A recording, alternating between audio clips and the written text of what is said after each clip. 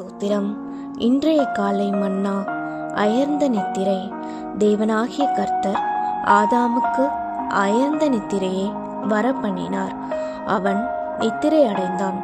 அவர் அவன் விலா எலும்புகளில் ஒன்றை எடுத்து தாம் மனுஷனில் எடுத்த விலா எலும்பை மனுஷியாக உருவாக்கி அவளை மனுஷனிடத்தில் கொண்டு வந்தார்.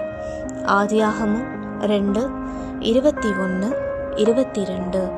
ஒவ்வொரு ஜீவ ஜந்துக்கும் பேரிடும் பெரிய வேலையை ஆதாம் முடித்து தீர்ந்தபோது தன் பிள்ளையை தூங்க வைக்கும் ஒரு தாயைப் போல தேவன் அவனுக்கு அயர்ந்த நித்திரையை கொடுத்தார்.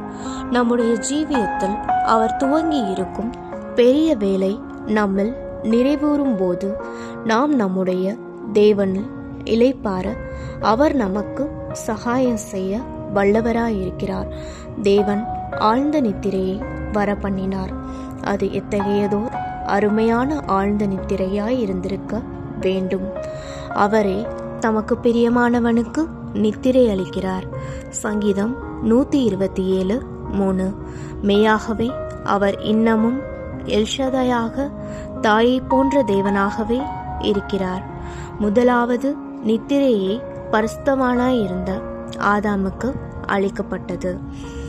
தேவன் தம்முடைய பரிசுத்தவான்களுக்கு இப்பூமியில் அவர்கள் தங்கள் ஜீவியத்தை முடித்த பின்னர் அவர்கள் உயிர்த்தெழும் நாள் வரை ஆழ்ந்த நித்திரையை கொடுக்கிறார். நேர்மையாய் நடந்தவர்கள் சமாதானத்துக்குள் பிரவேசித்து தங்கள் படுக்கைகளில் இளைப்பாறுகிறார்கள். ஏசாயா 57:2. இவ்விரு விஷயங்களிலும் பிரயாசங்களை விட்டால் ஒளியும் இளைப்பாறுதலையே பற்றியே குறிப்பிடப்பட்டுள்ளது. அவர் அவன் விலா எலும்புகளில் ஒன்றை எடுத்து மனுஷியாக உருவாக்கினார். ஒரு மணவாட்டியை உருவாக்குகிற செயல்முறையில் இந்த விலா எலும்பு நீக்கப்பட்டது ஆதாமுக்கு சற்றும் வேதனை அளிப்பதாக இருக்கவில்லை. அவன் ஆழ்ந்த நித்திரையில் இளைப்பாரி கொண்டிருந்திராவிடில் அது அவனுக்கு கடும் வேதனை அளிப்பதாகவும் தொல்லை கொடுப்பதாகவும் இருந்திருக்கக்கூடும். கிறிஸ்துவுக்கென்று ஒரு மணவாட்டியை உருவாக்குதல் தேவனுடைய வேலையாய் இருக்கிறது. நாம் தேவனில் இளைப்பார கற்றுக்கொண்டிருப்போமாகில் அவர் அதை உண்மையாகவும் மிக சிறந்த விதத்திலும் செய்து முடிப்பார். வருத்தப்பட்டு பாரம் சுமக்கிறவர்களே, நீங்கள் எல்லாரும் என்னிடத்தில் வாருங்கள், நான் உங்களுக்கு இளைப்பாறுதல் தருவேன்.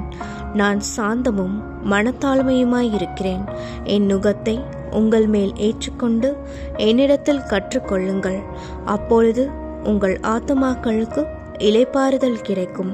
மத்தேயு 11:28-29. நாம் தேவனில் இளைப்பாற கற்றுக்கொள்ளுவோமாக.